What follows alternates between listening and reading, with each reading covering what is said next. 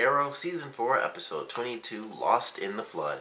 This is a pretty cool episode. I think leading up to the finale, it was fairly interesting. I thought for sure, I didn't know where the heck they could take things with the way they ended the last episode, where it's like crazy super magic just swirling into, Damien Dark. And they had a pretty cool opening scene. I like the opening.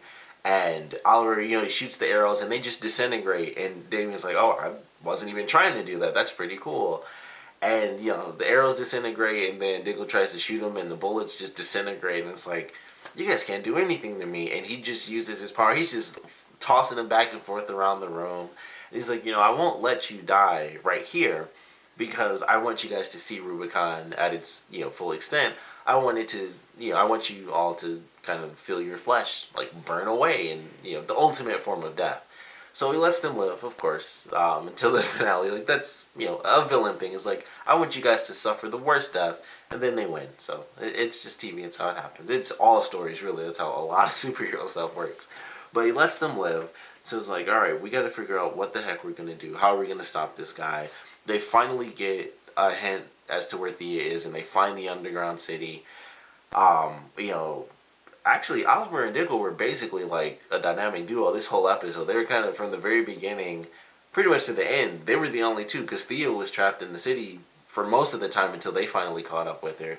They obviously don't have Laurel anymore, and Felicity was, on her computers. So it was like, a two-man team pretty much the whole episode, which I thought was pretty cool. It's like, we never really get to see that. It's always either the whole team or it's just Oliver. It's never like, oh, here's a full episode where it's like two, just these two guys. It's almost them against the world. And it's like, we have to fight all these people. We have to find some way to get to my sister. Felicity and her dad are on the computer, so they're doing their thing against all of Rubicon and trying to lock H.I.V.E. out and everything like that.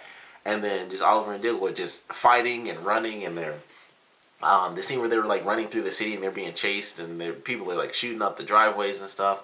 I love that scene. It was like, that's a really cool scene. Like, it was visually, it was a lot like a movie scene because we always have, here's a static camera, here's some cool moves. It's always really fun, but it was just different. It was like they had a lot of cool quick cuts, and it was still them kind of just running across these different lawns, and a bunch of cool shots from Oliver. Like, there were a bunch of shots, like the one, I think the first really cool one when they jumped over like that first high bush and he just jumped and like shot the guy in midair. I was like, that was really sweet because we never get to see him do that.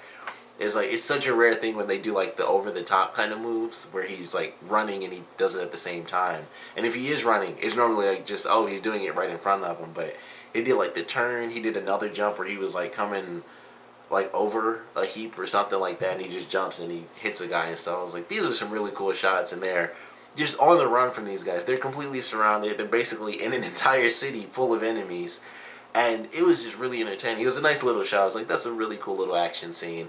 And then we find out that all these people, or at least most of them, we don't really know if it's everyone, but I would assume everyone, based on the father's explanation, everyone that actually was in the city didn't take the pills. That's what I always assumed. I was like, they're just, like, oh, destroy the planet, stuff like that, which, we find out that's kind of what it was. They were like, we totally understand what Damien Dark was talking about in H.I.V.E. We got what they meant, because the world does suck, so destroy it, start over, we'll, rise to the top once everything's good. And I was like, wow, that's pretty nuts, actually. Like, they chose to just leave the world behind and let it all fall apart. And it's, it's a man, his wife, and his daughter, and it's like, I'm pretty sure you guys have, like, I don't know, like 8 dozen other people you could probably think of right now, and it's like, whatever, mom, dad, you guys can F off, you're gonna die. So it was just interesting. I was like, it was like, hey, whatever, the world sucks, us 3, we're good. So it was interesting to get that idea, which of course doesn't matter now because we still have anarchy this whole freaking episode. And he's just like, alright, gotta really destroy this place. And he does it. And man, he really effed that place up. I mean, they go in, they try to stop him, and he's like, alright, if you shoot me though, you might take the whole place down, which didn't make a lot of sense to me. Like, that tanker was the dark matter thing. That didn't make sense to me, but he's about to stab H.I.V.E., and of course both Oliver and Thea shoot, and he gets hit with one, so that moves him, and the other arrow misses. So of course it was Thea's. It was like, it couldn't be Oliver, he can't miss. So Thea's thing hits the tanker and it destroys everything, and Anarchy still ends up killing Ruve, and it was like he stabs her in the heart. I was like, holy crap, they actually, they finally really killed her off. So she's dead. We don't, I'm assuming they took his daughter somewhere. I mean, they like saved his daughter, and it was like, she's somewhere now. So, they're kind of gone, and then we get the next scene for the end of the episode where Malcolm comes in and it's like, your wife is gone. We're still getting reports about survivors, so we don't really know where your daughter is. And he's just like, you know what? We're going to destroy everything now. So he doesn't care anymore. He's like, I don't know where my daughter is. I know my wife is gone. So I'm just going to destroy the whole world and just watch it burn because it doesn't matter anymore. The people I care about are gone. This was kind of just a plan, for the other people. It was really about my family that I cared about. So his plan now is to just let everything burn to ash by the end of the episode and just destroy it all. They have to get it back. So the way they did it was like, who knows, well, I guess technically that wasn't the last scene where he was talking with Malcolm, but, that was just like, let it all burn, and then he goes and kidnaps Felicity, and I don't know if that's going to lead to something really bad, because I feel like we might be in a situation where she might lose her mother if they do something really crazy like that, which they easily could. I mean, he's got crazy superpowers. He could push Donna and Curtis like straight through the window with his hands. I mean, he's been lifting people up and all sorts of stuff. He could just be like, bye, and send them through the window and be like, now you're going to help me because, why not? So I'm not sure how that's going to play out. They're going to have to save her. Probably all three of them, because he'd probably take all three of them just to be like, well, too risky to even remotely leave any clues behind, so just take all three of you guys. So he's probably going to take them, who knows where, or if he'll try to, keep them in the apartment or something like that, which he'd probably be smart enough not to do that because he knows that that's where at least Oliver used to live. So, he knows that, that probably wouldn't be the smartest idea. But we have that going on. We have Thea, Oliver, and Diggle. They have his daughter, which I would assume is how they're going to try to play that, like, hey, let's make a trade or something like that. And I would assume he's not going to be too far gone because he still cares about his daughter. So that might be okay. That's probably going to be like the first half of the episode. They try to do a trade or something. And then it'll fall apart. And then second half of the finale, something else is going to happen. But I'm looking forward to it for sure. I thought this was a pretty fun episode. They had a lot of it, just like the last one actually, had a lot of good action. We find out officially that the guy died, Thea's boyfriend. Just like I said, I want to say his name was Alex. We find out he's officially dead. He did actually die when he was electrocuted, and he was actually electrocuted. He wasn't just shocked and he passed out. He was electrocuted. He died. So he's gone now, and like I said, anarchy, mass chaos.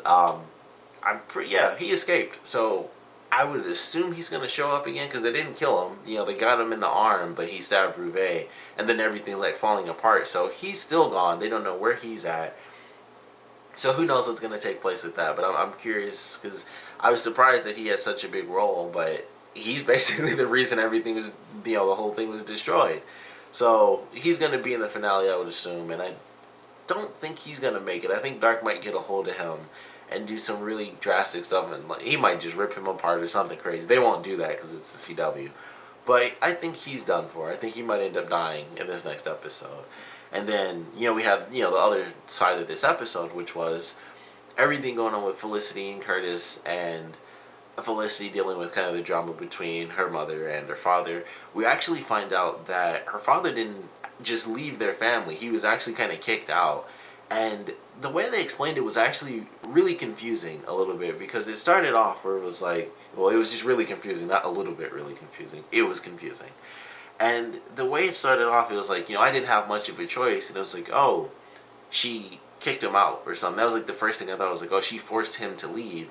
And then they kind of explained it in two different ways throughout the episode. It was like, oh, well, I didn't want him around you, so I took you from him. And I was like, so they left. Like, they left to another city. But it was like the whole time Felicity was always saying, like, oh, my dad left us. So it's not like we moved. Like, that's not something you'd forget. Like, we moved away and Dad didn't come with us. That's very different than he left. So the specific dialogue they used was kind of weird, because it was like, did they move away or did she tell him to leave?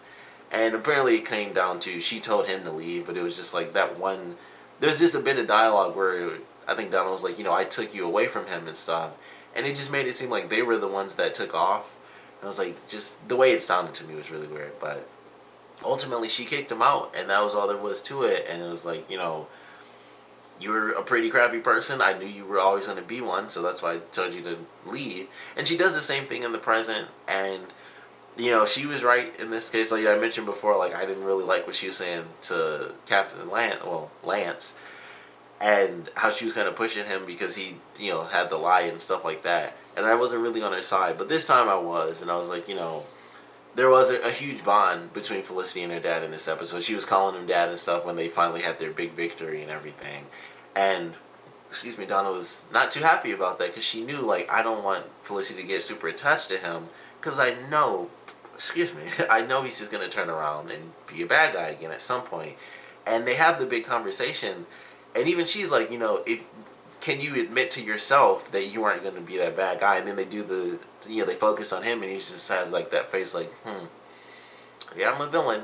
So he left. So that was unfortunate because, the way it seemed, I was like, he might actually be able to turn things around a little bit. Like if they, I figured, honestly, I thought they were just going to take him back to prison anyway. I mean, I know he was kind of out. I was like, I just assumed they were using him now. And then it's like, well, you're still a bad guy, go back to prison. I thought that's how that was going to play out, to be totally honest. But he's free. He's just off. He's gone again. I mentioned Curtis is in this one. It was cool to see Curtis come back. Of course, all the comedy involved with that was really good. But I'm excited for the finale. I think it should be pretty exciting. I'm very curious to see where they go. What the cliffhanger is going to be. Like, what... Everything's so definitive. It's... and I've said that for the past couple of season finales. It's like everything seems so definitive. And there's been a huge thing with Legends of Tomorrow. So that's going to affect... I would assume that has to affect the next season. But who knows? I'm definitely looking forward to it. We're going to have the end of the flashbacks as well in the next episode. And I actually called it. I called exactly what was going to end up happening, which I'm kind of mad at because there's seemingly no explanation whatsoever why, the power of the totem just took over the woman. Like, with Ryder, it was just like, oh, well, he's a bad guy. He knew what the power was. And maybe it's because she was a random person who didn't know what the power was, but she got corrupted by it. And I called that. I was like, I hope that doesn't happen. But, of course, that's exactly what ended up happening. So, maybe that's how she does die, like I said before. Maybe Oliver's going to have to kill her. I still don't remember her name. I'm terrible with names, and a lot of times I don't even bother trying to remember some people. Especially if I know they're going to die. Like, I'm pretty sure she's going to be dying in the finale. Not going to bother. The only reason I remember Ryder's name is because they've said it so many freaking times. It's been, even in the flashbacks where it wasn't on the island, they mentioned that, at the end of the thing with Andy, where it's like, oh, this is Ryder or whatever. It's like, huh. So he's been all over the place, but I don't know. I'm curious to see where they take it, because it seems like the way that it ended, it's kind of like they're going to have a big bout between these two people who are both kind of imbued with this magic, and seemingly, because a woman has the totem, she's going to be the one who may come out on top over that, because eventually Ryder's going to get shot up enough times to kind of cancel out all the lives. But she'll still have the totem on her, so everyone else who's still dying around the island will still power her up, though. So she might have to get taken out by Oliver and stuff like that. So who knows? We'll have to see what happens there. And once again, the thing with the darkness, and when he was trying to repel the test spell, when he first learned about it, maybe that's why he saw her, because that was a dark moment for him, because maybe he had to take the totem from her and use that magic and kill her, which I would assume he could if he was imbued with enough spells or enough lives. He'd kill her and then maybe try to ditch the totem, which I would assume he would, because he didn't have her with him when he came back from the island, like, hey, I got this thing. So I'm assuming he may have had to have killed her, and then either he left the totem on the island, or he took it to Russia and then he tried to just dump it somewhere there, like, hey, keep this or something. But I would assume he left it on the island, because there was no reference to, oh, I left this totem with these people in Russia or something like that. It was just, oh, I knew this totem, from the island. So I'm assuming that's what's going to end up happening. He's going to have to kill her. She'll kill Ryder. Oliver will kill her. And then it'll be sad. And then he'll dump the totem. And then he'll go to Russia. So that's probably how that's going to play out. But we'll see what happens. I'm still curious. I'm excited to see. Hopefully, it's a nice little action-based sort of thing with it being the finale.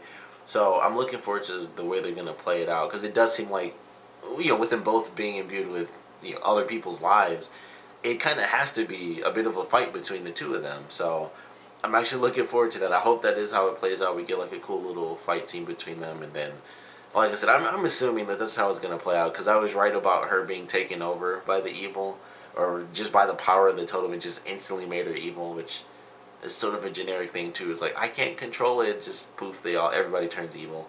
So I was right about that. So I'm assuming that Oliver's going to end up killing her because she won't be able to control it.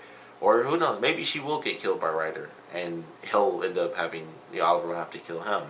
So it could be switched around, but I don't know. I feel like because I was right about her being evil, things like crap, I think it's going to lead to a fairly obvious ending with him having to kill her now. So I hope it doesn't end up going that way exactly, but I'm still looking forward to it.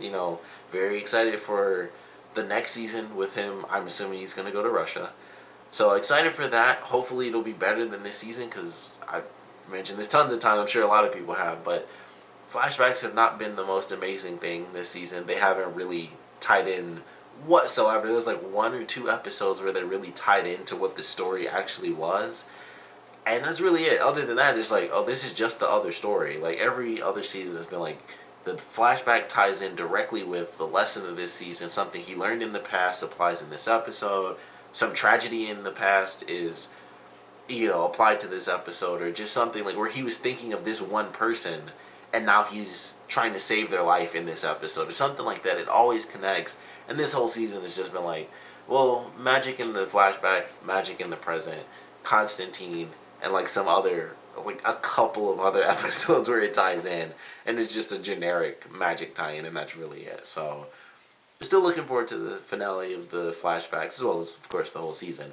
But definitely want to know what you guys thought about this episode, so please comment below. Let me know your favorite parts, your least favorite parts, and of course I want to know what you guys think is going to happen in the finale. How are they going to stop Dark? How are they going to save Felicity, Curtis, Donna? What else is going to happen, in the finale? What do you guys think the next season is going to be about? Like, if they defeat Dark and they stop, him from dropping a bunch of nukes, who's going to be the main villain? Is it going to be Merlin again? Which I think would be cool if Merlin took over again as a big villain, and then they, like, officially, killed him off in the next season. But would love to know your predictions, and of course what you guys thought about this episode in general. There's one other thing I'm super happy I thought about this before I ended the review. When they first got into the underground city, Oliver and Diggle, they go through and it's like, holy crap, there's a whole underground city and everything. The first thing Diggle said was like, it's like Mount Weather. As soon as he said that, the first thing I thought was, are they referencing the 100? Because that was a big thing in that series. And it turned out he was referencing the actual Mount Weather, like the actual facility Mount Weather, not, the 100, which is also a show on CW for any of you who may not watch that. But as soon as he was like, it's like Mount Weather, I was like, is he talking about the 100? Are they about to reference the 100 right now? So that was really funny to me.